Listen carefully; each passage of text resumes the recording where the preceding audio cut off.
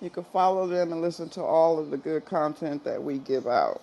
If you're not following the house, if you have a pink ticket, click the name, the Good Burger up top, follow the house, leave, come back, and you will be a member.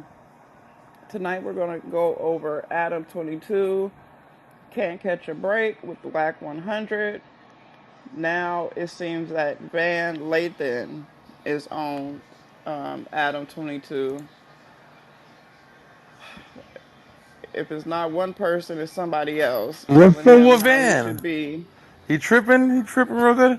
Yeah, Yeah. yeah. It ain't Oh as heated as I shit. thought it was gonna be, but That's the it's like dude. he telling him That's the what dude to from do. TMZ. Yeah. Yeah, dude from TMC. Ah, Yeah, he did an interview and he called him a white devil. So we gonna get into the content and then we gonna talk about it on the other side. Adam, I'm concerned about you, bro. Yeah? Yeah. I figured this was going to be some sort of intervention. It's an Adamvention that's happening right now. I'm doing better than ever. How are you doing better than ever, Adam? Mentally, I feel strong. I feel fortified. Right. On the mic, doing what I was born to do, I feel more confident and full of vigor than I've ever felt before. Right. I'm feeling good. You feeling good. Adam, I'm concerned about you, bro. I'm concerned that, like, you really been on some white devil lately, man. Really? Yeah. What moments in the No Jumper Okay. cinematic universe got you to that conclusion? See, No Jumper Cinematic Universe. I actually feel like I came up with that. Because like I feel like I was so into the No Jumper verse, the No Jumper Cinematic Universe, because you got your whole multiverse, but You're right. probably not true. No, but look, there was a moment where I realized that like Andrew Schultz was very invested in in what was going on here, and then there was a moment where I realized you were really paying attention, but to like a way more serious level than what Andrew Schultz every knew. clip, every interview during the height of the Jumperverse, because really the Jumperverse now is much like the MCU. Because the MCU started and it built their whole thing up. Then they had Avengers Endgame, where everyone fought. And then some people left the MCU and some people, now we got new heroes. For the record, never seen a single Marvel film ever. Well, I could tell you ain't got no imagination. You all up. You know what I mean? Like, it doesn't look like you would have that type of fun. That's too I hate those wholesome. movies. I've tried to watch them a few times. I don't get it. That's probably too wholesome fun for you. You probably out there, Just you want boring, to out just there technical. with 3 legs, and that's probably your idea of I fun need on real. the Friday. I can't. Well, so what's a real movie then?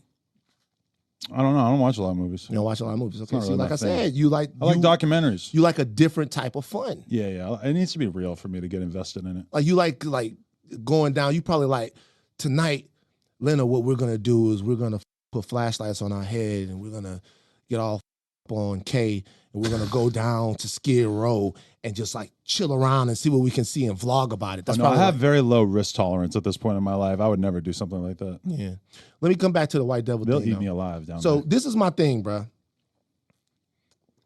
You was always on your cool white boy, right? And the cool Still white am. boy was working.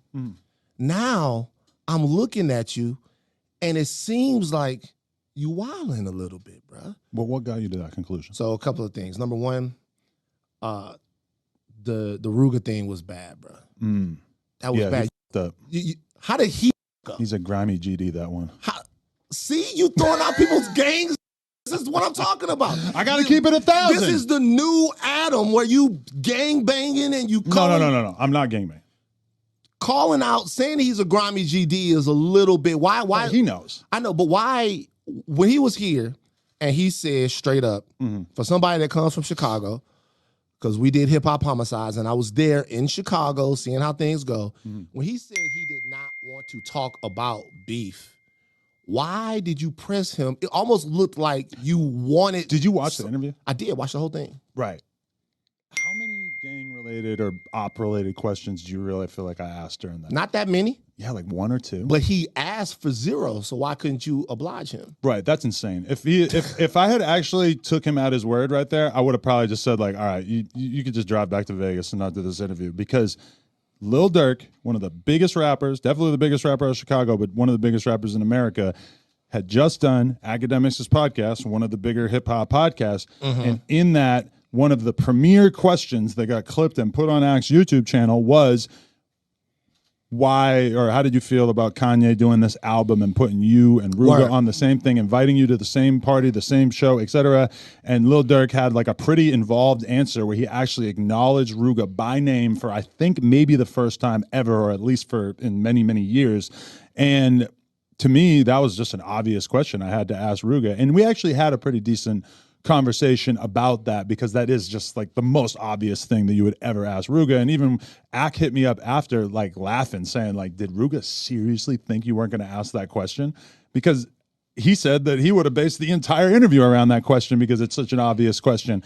So my thing is like, if you're going to be someone like Ruga who literally is dissing Lil Durk's friends and family members on every single song, I mean, not every song, but probably more than 50% of the songs, you can't seriously think that you're going to come in and do an interview and not get asked about the most high-profile rapper from Chicago who just discussed you at length on another very, very big hip-hop podcast. Now, the thing that I fucked up is that Ruga pulled me aside and had that conversation with me of saying, like, I don't know if I really like that episode. But his reason for saying that he didn't like it was he just said he felt like maybe his energy wasn't on point. He didn't say, you asked me too many op-related questions. That narrative started later.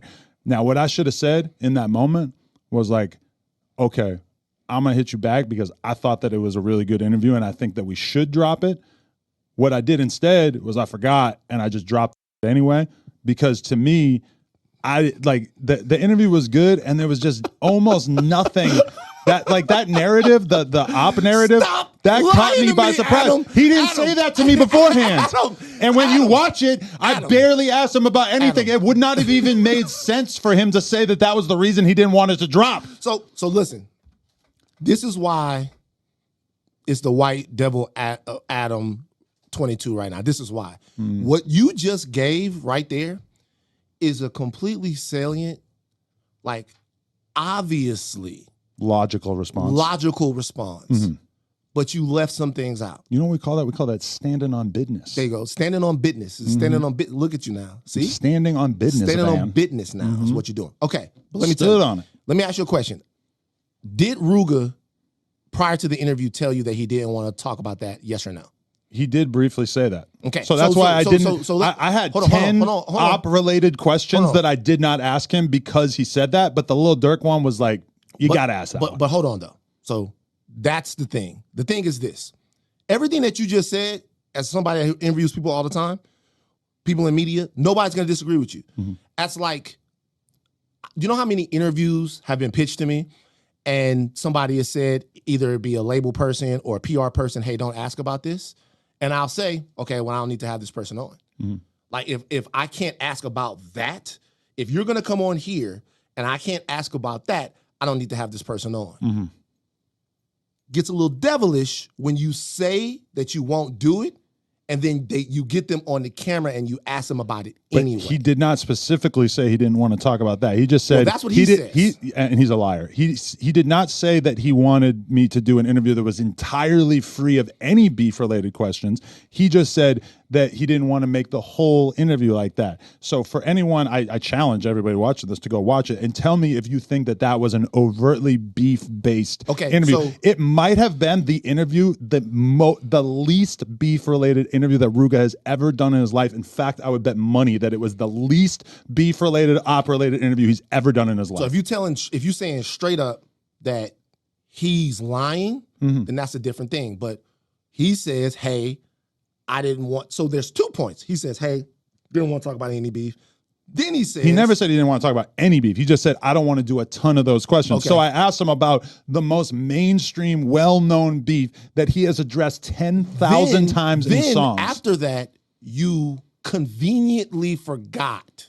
Right. That's not even halfway horns. It's like 5-inch horns. I should have called him and told horns. him, yo, I'm dropping it anyway. Okay. What's with Same end result. What's with the new bravado? You feel different? You feel different. Yeah. You feel different, right? Because you out here talking your shit, you telling people to slide, you doing all of that. Because you go through this time period in your life where you're listening to rap music and you're hearing all these dudes talk about what they're going to do, etc. And I kind of had this epiphany. All I got to do is call their bluff. And they're not going to do anything. So I called multiple bluffs, and I raked the chips in. I'm a poker player. I raked the chips in because the reality is that these are logical entities out here who, for the most part, behave logically, and there is not enough insanity lurking around in their brain for them to come do something physically to me. Now, if they would like to, I'm here. They're going to. Sure. Come Do it. Sure. What I'm saying is, the more you invite that, the more that energy gets invited, the more it's not even gonna be one of those guys. If you make yourself a trophy, somebody's gonna compete for you. Well, here I am, standing on business, Van. I ain't worried about that shit. Motherfuckers is all talk. Look at this. They are. Look at so Adam. What? And by the and way, then they run and hide their hands after they fucking after I call the bluff. It's like, oh well, we're not gonna.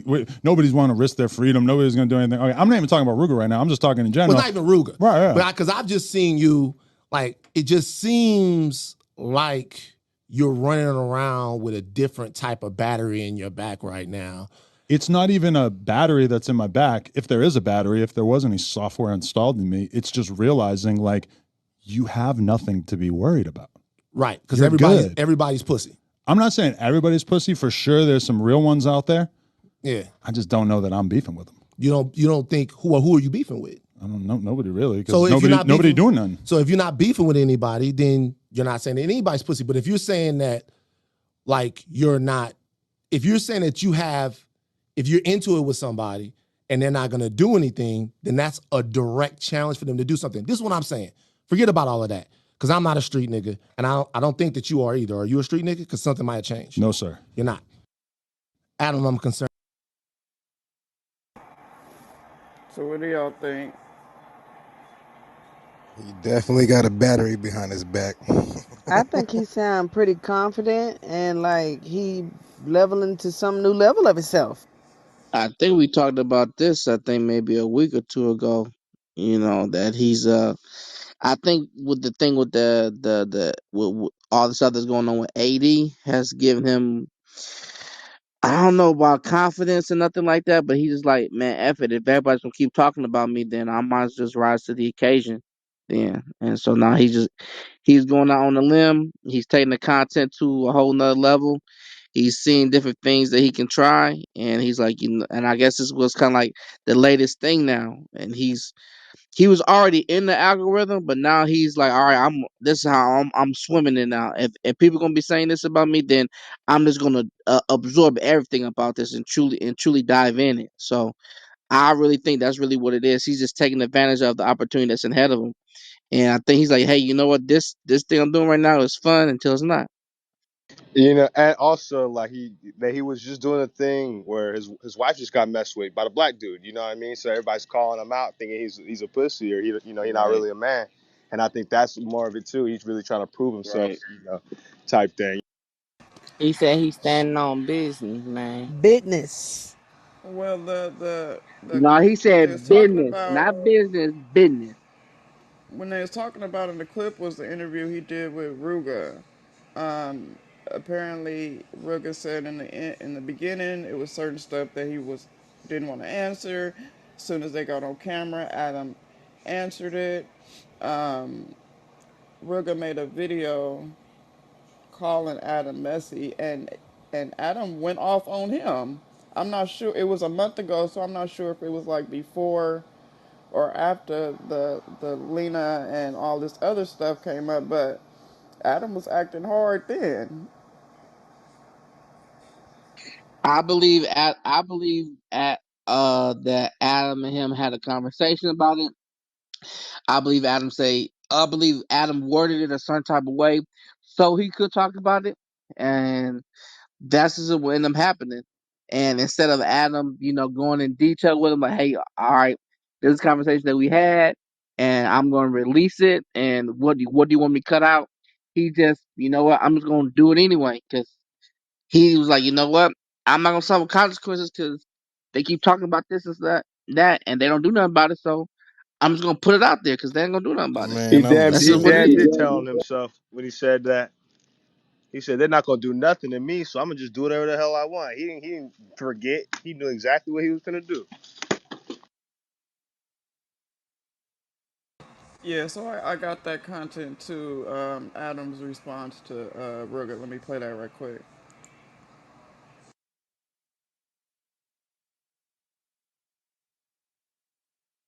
Woke up and I got Ruga throwing a little bitch fit. Sorry, I just brushed my teeth. Throwing a little bitch fit. Not that he's a bitch, but throwing a fit because I did an interview with him and I actually asked him about the shit that Dirk said about him in the academics interview. And I asked him about the billionaire black beef. And now he's crying me a river, acting like it was so inappropriate. Bro, Dirk just did a 3-hour academics interview and answered every single question about beef like a grown up. He just actually answered the questions. Now you over here having your fucking period because I actually asked you about a couple of different interview clips that were viral that mentioned you. The rest of the interview was not about that stuff and you're totally misrepresenting it. Yeah, bro, just grow the fuck up. Why'd you come do an interview if you were going to just complain about it afterwards? Ruga, you got to hold this out. Woke up. You told him to hold the L. Yes, and he put the L up. I ain't mad at Here, He Adam. trolling, man.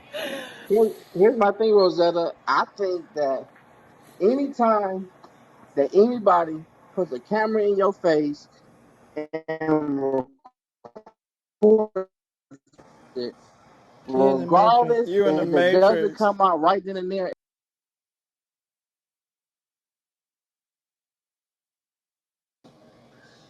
I'm gonna just say this: if Ruga didn't want, certain shit to be talked about, he should never accepted the offer to go on the platform.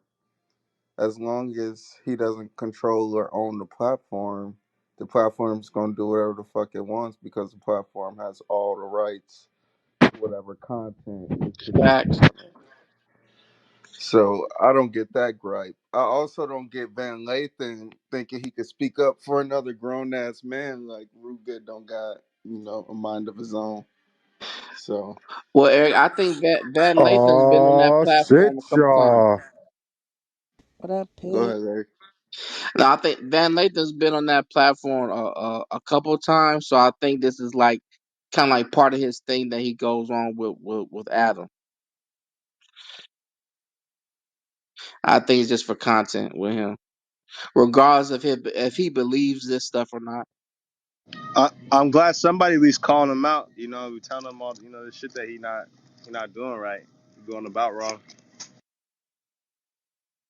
What do you mean? What is he going about wrong? Man was bringing up like the devil shit, and him saying, "No, I forgot," and all these things. You just hold him accountable for certain type of things. You know what I mean? That nobody else on this platform is really doing. Besides, It was one thing he said that I liked when he was like, just calling people bluff. Now, just make sure, in case they're not bluffing, that you can rise to the occasion. But that's real shit when people kind of see you as one thing and come at you another way because they think they somebody else. He just like, it ain't even about him trying to be gangster. He just like, okay, whatever you say you're gonna do, let's do it then. And then, ironically, don't nobody want no smoke. So I felt that from the interview. I thought that was kind of cool. But just if they do bring the smoke, have some goons out.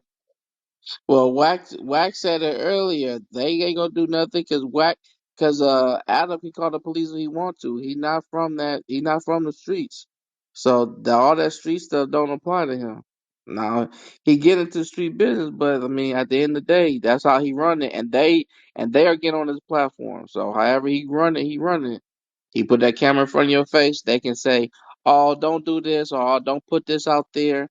If he put that camera in your face, it eventually gonna come out whether it doesn't come in immediately or it's gonna come out later. That content coming out. Yeah, well, it's entertaining. I'm just saying, run the bag up from one thing to the other thing. It's relevant and it's entertaining, so do it. Facts, facts. So Van also pressed him about the Lena scene. So let's get into that. This energy. Where's all of this coming from? I think that there was like a long time in which I was receiving a moderate amount of hate. And in my brain, I started to believe like, oh, well, if you check the right boxes and you say the right woke shit, or you say that that's not going to get people offended or whatever, then you can avoid taking more heat. Mm-hmm. Now, once this very large Marvel Cinematic Universe looking at this character, Jason Love, put his gigantic in my and the surrounding media storm, I think that made me realize that the job of a public figure, the job of a media person, of a personality who's seeking to make a career on YouTube or whatever, is not to minimize controversy. The goal is to live your truth in such a way that the people cannot look away. Okay. And I took so much heat from doing something that to me was a marketing tactic / something that me and my girl really actually were just down to do, that it left me incapable of feeling fear when it comes to other threats. I feel you. Okay, so there's a difference there to me. So the thing that happened with you and Lena and the Jason Love thing, I didn't look at it as a big deal just because I'm a disgusting watcher, right? Oh, okay. So being a disgusting watcher, I know that there's Kissa and Johnny Sins. I know that throughout the history of porn, there have been couples in porn and the couples work with other people. The only thing that I thought was interesting was that y'all weren't doing it and then y'all waited until after y'all married to do it, which is hilarious. That's funny. I can definitely understand why that was very funny. That's hysterical because that makes it seem like somebody went, I'll marry you if you let me fuck a black guy. Oh, no. Or either that you went, I'll marry you if you fuck a black guy. No. In reality, we have been talking about it. We have been. I've seen interviews prior to We have been planning the wedding for like well over a year. Okay. We maybe started having that conversation like 4 or 5 months before the wedding. So it was, and to us, the wedding. She said, I'll marry you, Italy, everything's good if like 10 days after the biggest in the world. That was not part of this arrangement. That wasn't at all? No. It was not like I'll marry you because this. Really, I was the one who never thought that I was going to get married, because to me, I don't really see what's so important about it. I don't believe in God and I don't give a fuck about the government. So for them to be signing off on some aspect of my life, it was important to her. It's whatever. It's more important to her. Now, the thing with Jason Love, that's like a totally different plot line in our life, because I mean, keep in mind, me and her had already done, if my goal was just to intertwine my life together with hers so much that it would be very difficult to disentangle them. I mean, we already had a kid. We already bought a house together. We already got a business together. We already got accountants and shared employees and all this stuff. So why not take the traditional step and put your lives together? You're saying that wasn't necessary to you, but it was important to her. When I even proposed to her, it was really kind of like the realization that this was something that mattered to her, that, and especially it became crystal clear to me after we had a kid. Oh, I really am planning on spending the rest of my life with this person and really building a future together. And I started to realize too that in her mind, she was always going to feel like she hadn't been properly honored as a woman, and potentially because of her porn star status. Love? No, unless she got married. Unless I proposed to her. Okay. Yeah. I was about okay. She probably wasn't, like, to her that was important. So she wanted to be somebody's wife. I think, yeah. Okay. That's an important distinction in her world, where she comes from a much more traditional, conservative Armenian culture. I think that's that to me is kind of different. Conservative shit. I think.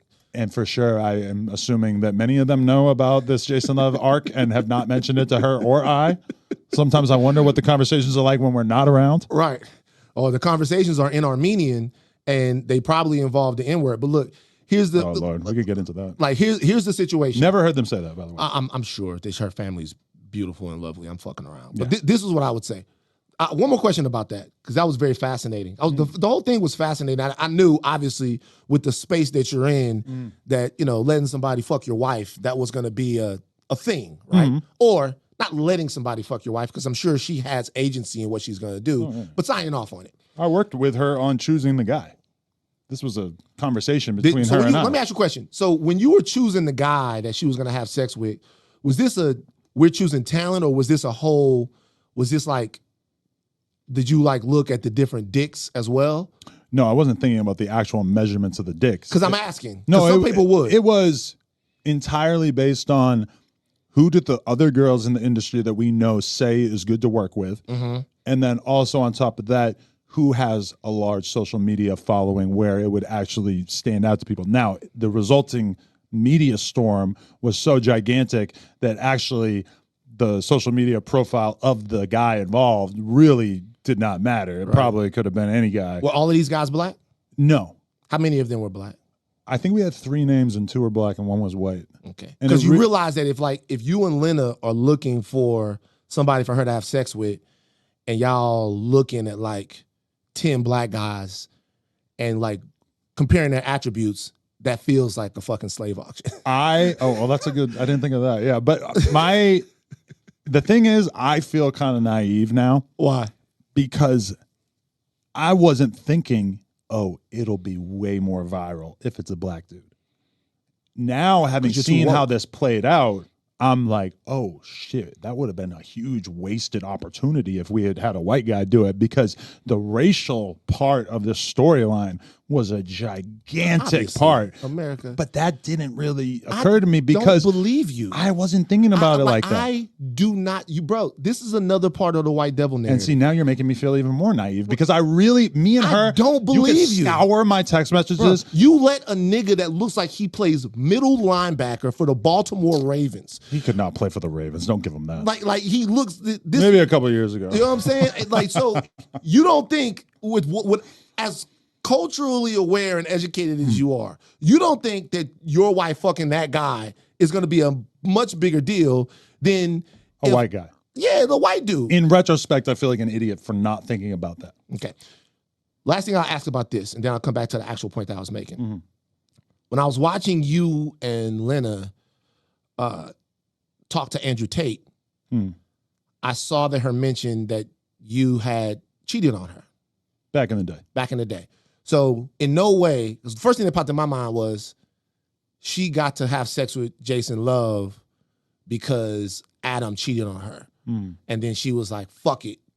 You got some other, so I'm going to go out here and do this. Was that a thing? I think the last time I cheated on her was probably 2018. Oh, so that's a long time So ago. it was not like retribution. So it's for over. that. I mean, that don't count no more. That's like, because me it's and like her, a 4-year thing. Her doing that was a business decision. Now, having had this conversation with her, I realized that it really did hurt her feelings when I would cheat on her back in the day. The lying and everything. But like it's a huge betrayal, and we've been there. We want to treat our women more honorably. Yeah. And you know. So and to me, when I looked at it, and y'all had to deal. I actually said on the podcast, I was happy for you guys. Because I had heard her say before that it's something that she wanted to do. You guys get to a point you do it, it's y'all business, whatever. That's the business y'all in. I think that is you. I think that's your truth. I think this other part is actually not your truth. What, me acting boisterous? I think that's not who you are, bro. Really? I don't think so. I think the Adam that you are is somebody I think the true you is the other guy, the guy who was trying to figure out how to solve problems, the guy who was there for the conversation. I think that's what's made you so compelling. I think this part, I think it has a shelf life. I don't think people are responding to it like you think they are. I think it doesn't feel authentic. I think it does. I think people are loving it. And even today, I've been talking a bunch of shit and people are going fucking crazy for it. Because you guys in this fucking thing that you do, you confuse attention with adulation. I think that I think I'm getting both. I think right now, if you went out and shot yourself in the thigh, that people would be like, oh shit, Adam shot himself in the thigh, lying on no jumper, everybody tune in. It's me, Adam, on some shit. I'm headed to CSI now. Let's see if I bleed out before I get there. That's going up. Okay. But I think a lot of people that would be engaging with you would be saying, this motherfucker's stupid. There has been multiple times throughout this whole cuck arc that me and Lena have embarked on. I call it the cuck arc, since I don't have to call it like the Jason Love BBC thing every time. I just call it the cuck arc. So there's been a couple different moments where I either did something or thought about doing something that betrayed who I actually am or what I actually have going on. And one moment that I later on felt kind of dirty about was when I was having the conversation with, I think, Aiden Ross, and I said something about like Aiden, we should really have a threesome, me, you, and Lena, yada yada. And that doesn't seem like anything super out of the ordinary for the kind of conversations that I was having around that time. But later on that night, I felt kind of dirty about it. And I said to her, I'm like, you want to know why I didn't like that? Is because all of the other viral shit that I've said, when I talked about how much I love you and I love you so much that I was still okay with you doing the scene with Jason, etc., that was all real. I might have been saying it in a kind of ridiculous way. I might have been hamming it up and making it more trollish and making it sound a little ridiculous. But at the end of the day, that is true. The thing with me offering up my girl is if we're going to have a threesome with Aiden Ross. You don't want to do that. That's a joke. And when I say it, though, the problem is that people take that and think, oh, look, he really actually has no respect for his wife. So I decided that I wanted to fall back on that because anything that I say or do that betrays how I actually feel, I do agree is not worth it.